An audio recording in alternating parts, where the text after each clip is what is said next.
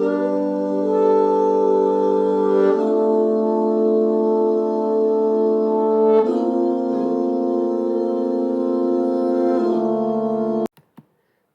bismillahirrahmanirrahim. Assalamualaikum warahmatullahi wabarakatuh. Anak-anak yang dirahmati Allah, kita bertemu lagi tentu dalam materi kemuhammadiyahan.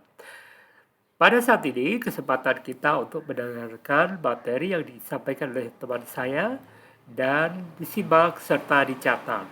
Terima kasih. Kita buka dengan bacaan basmalah. Bismillahirrahmanirrahim.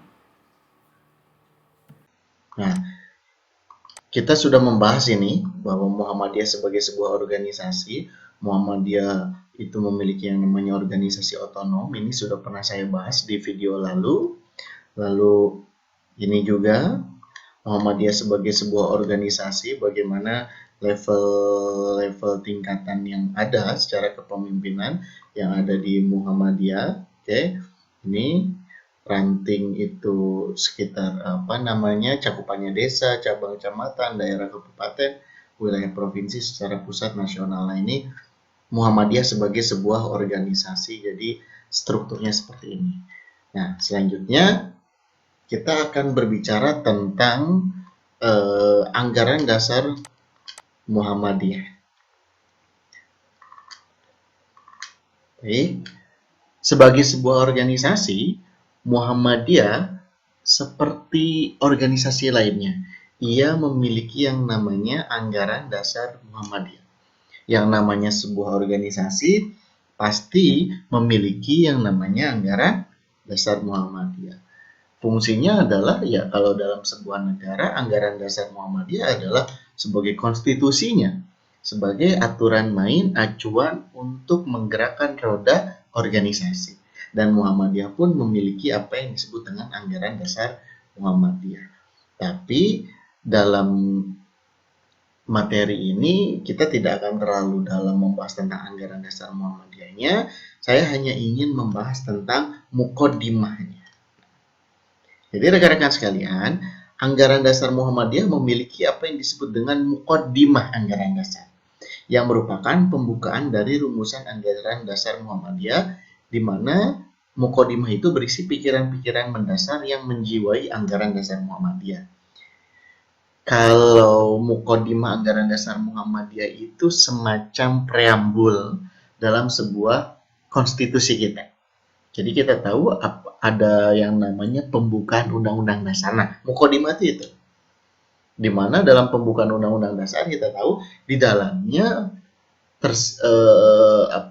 dijelaskan bagaimana faktor sosial masyarakat kita ketika ingin meraih sebuah kemerdekaan, lalu landasan-landasan negara ini mau dibawa kemana, tujuannya mau dibawa kemana, itu kan semua dijelaskan dalam muqaddimah atau pembukaan undang-undang dasar kita, betul kan?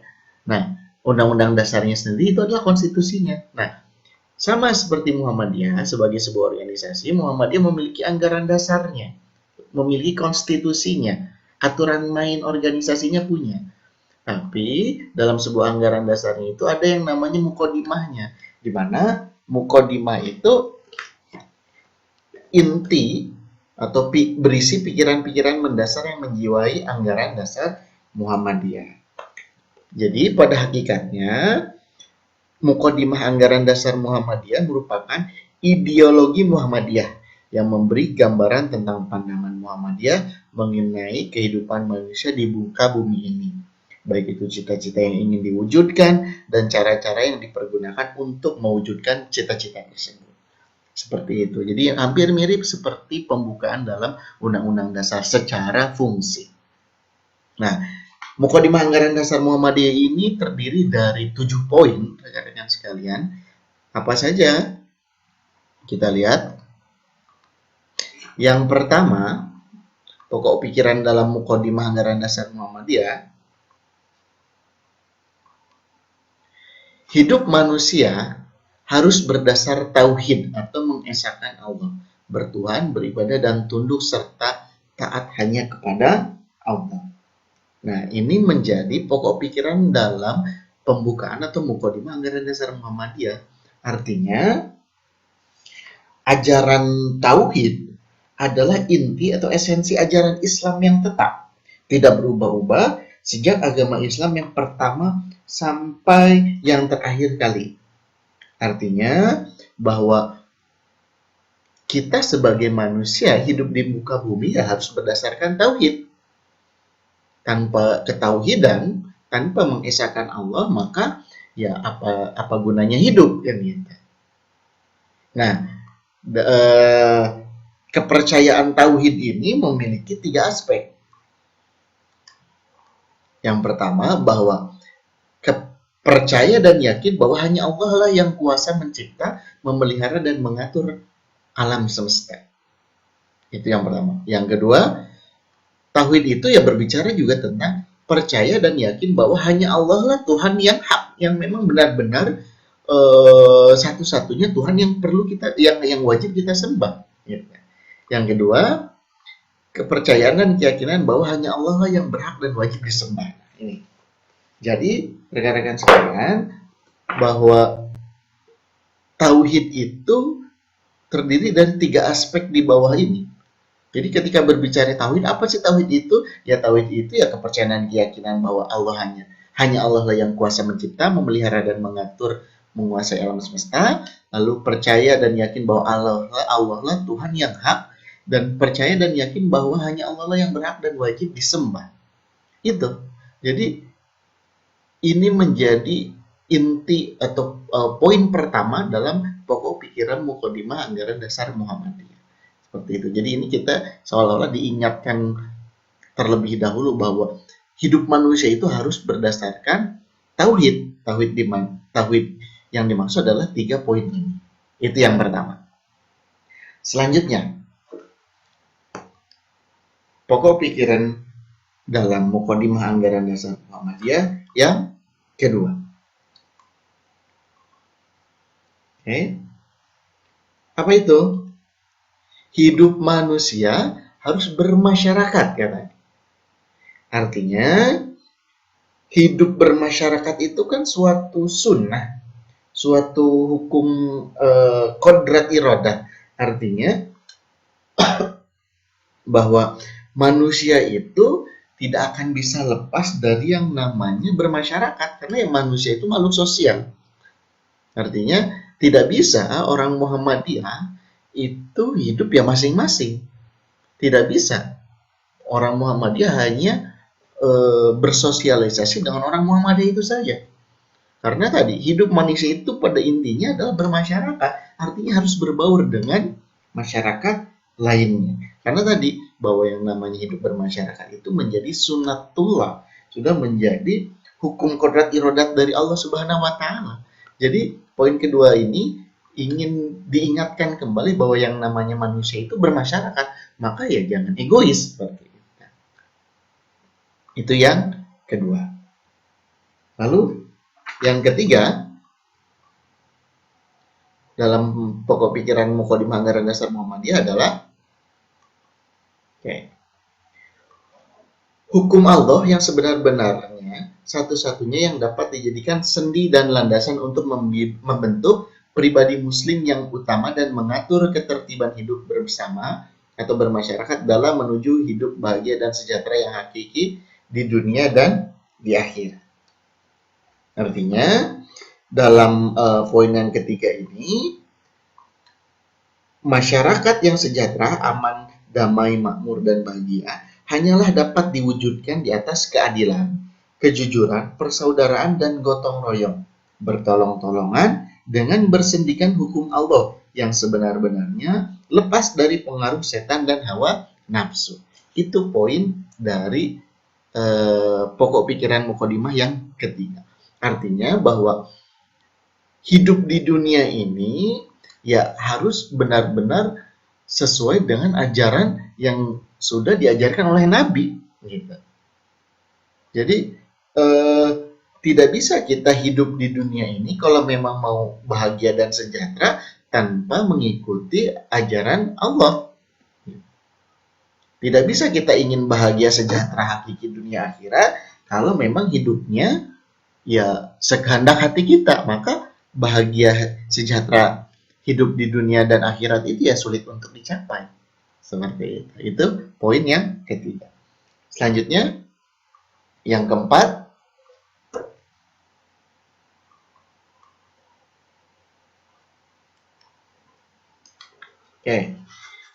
yang keempat yaitu berjuang menegakkan dan menjunjung tinggi agama Islam untuk mewujudkan masyarakat Islam yang sebenar-benarnya adalah wajib sebagai ibadah kepada Allah, berbuat ihsan dan islah kepada manusia atau masyarakat. Artinya, pokok pikiran keempat ini maksudnya menjunjung tinggi hukum Allah lebih daripada hukum yang manapun juga adalah kewajiban mutlak bagi tiap-tiap orang yang mengaku bertuhan kepada Allah. Sehingga bagi umat Islam, kita sudah sepantasnya untuk selalu menegakkan dan menjunjung tinggi agama Islam. Gitu. Karena tanpa itu semua, cita-cita untuk mewujudkan masyarakat Islam yang sebenar-benarnya itu ya tidak akan tercapai. Gitu. Dan Muhammadiyah dalam tujuannya kita ketahui bahwa ingin mewujudkan masyarakat Islam yang sebenar-benarnya. Gitu. Jadi dalam rangka itu semua adalah poinnya kewajiban yang dimiliki oleh setiap individu yang memang beragama Muslim. Karena itu semua adalah rangkaian ibadah kepada Allah. Jadi di poin keempat ini kita seolah-olah ingin diingatkan bahwa sebagai umat Muslim ya, salah satu kewajiban kita ibadahnya kepada Allah adalah berjuang menegakkan dan menjunjung tinggi agama Islam.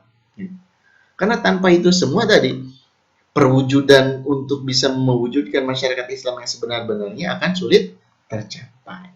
Nah, rekan-rekan sekalian, dari pokok pikiran pertama, kedua dan ketiga lalu keempat itu pada pokoknya menyangkut bidang ideal.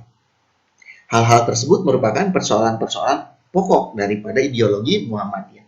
Tadi dari yang pertama, 2, 3, dan 4 itu kan semua landasan ideal bagaimana seharusnya seorang Muslim. Bagaimana seharusnya seseorang yang memang memeluk agama Islam. Nah, lalu yang kelima bagaimana? Kita lihat. Kalau ini berbicara, perjuangan dan menegakkan dan menjunjung tinggi agama Islam sehingga terwujud masyarakat Islam sebenarnya hanya akan dapat berhasil bila dengan mengikuti jejak atau ittiba perjuangan Nabi, terutama perjuangan Nabi Muhammad. Nah, dari mulai poin kelima ini sudah masuk ke strategi sepertinya. Maksudnya gimana? Kalau yang tadi 1, 2, 3, 4 itu lebih berbicara tentang konsep ideal bagaimana seharusnya Muslim berideologi, berpandangan, maka di poin kelima ini lebih ke strategi. Di poin-poin selanjutnya kan sudah diulas terkait dengan perwujudan masyarakat Islam yang sebenar-benarnya. Bagaimana? Nah, di poin kelima ini strategi yang harus dilakukan adalah kalau mau berhasil mewujudkan masyarakat Islam yang sebenar-benarnya, maka ikuti jejak Nabi. Terutama perjuangan Nabi Muhammad SAW sebagai Nabi terakhir kita. Gitu. Jadi ini strategi. Tidak mungkin akan terwujud masyarakat Islam yang sebenar-benarnya kalau justru kita malah menghindari atau bahkan tidak melaksanakan apa yang diajarkan oleh Nabi Muhammad. Seperti itu.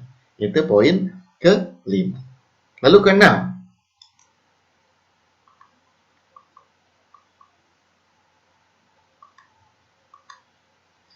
Perjuangan mewujudkan pokok-pokok pikiran tersebut hanya akan dapat terlaksana dengan sebaik-baiknya dan berhasil bila dikerjakan dengan cara berorganisasi.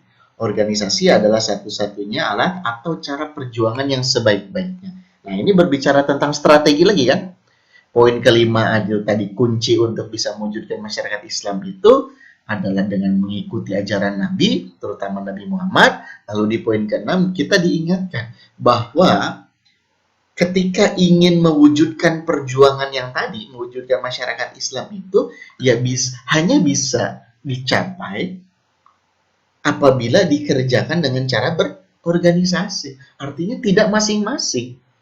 Sulit untuk menciptakan masyarakat yang masyarakat Islam yang sebenar-benarnya kalau memang itu dilakukan oleh tiap individu, artinya oleh masing-masing saja, tidak terorganisir dengan baik. Maka di poin ke-6 ini kita diingatkan bahwa kalau mau tercapai, ya berorganisasilah. Gitu.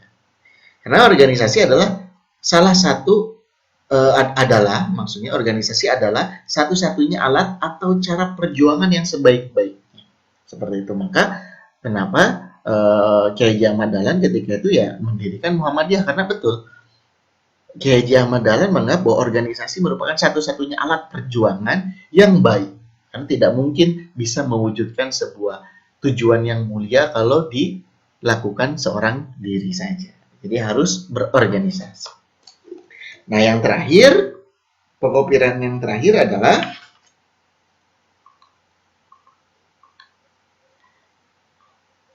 ini lebih berbicara tentang kewajiban, di mana redaksinya pokok-pokok pikiran seperti yang diuraikan dan diterangkan di atas adalah untuk dapat mewujudkan keyakinan dan cita-cita hidupnya, terutama untuk mencapai tujuan yang menjadi cita-citanya. Ialah terwujudnya masyarakat adil dan makmur, lahir dan batin yang diridhoi Allah, yaitu masyarakat Islam yang sebenar-benarnya. Jadi, di poin ke-7 ini ingin diingatkan kembali bahwa yang namanya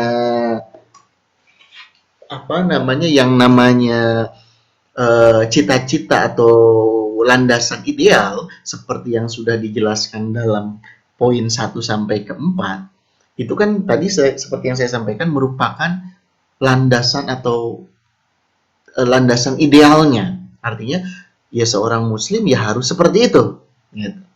Nah, di poin ke-5 dan ke-6 itu berbicara strategi. Nah, di poin ke-7 itu diingatkan bahwa antara strategi dengan tujuan itu ya harus sinkron. Artinya, kalau mau tujuannya tercapai, maka poin nomor 5 dan 6 itu harus digunakan strateginya. Gitu. Agar apa? Agar cita-cita terwujudnya masyarakat adil dan makmur, lahir dan batin yang diridhoi Allah itu bisa tercapai. Gitu. Jadi poin ke-7 ini seolah-olah ingin merangkum bahwa ya kewajiban kita sebagai umat Islam, khususnya bagi warga Muhammadiyah adalah menjalankan strategi-strategi yang memang tadi sudah ada disebutkan di poin ke-5 dan 6, agar apa? Agar landasan-landasan ideal dari poin 1 sampai 4 tadi bisa tercapai. Nah, itulah rekan-rekan sekalian, mukodimah dari anggaran dasar Muhammadiyah. Jadi itu pokok-pokok pikiran, terdapat 7 pokok pikiran yang memang bisa kita ketahui setelah mempelajari mukodimah anggaran dasar Muhammadiyah. Itu saja dari saya, sekian saya ucapkan, mohon maaf apabila ada kesalahan. Assalamualaikum warahmatullahi wabarakatuh.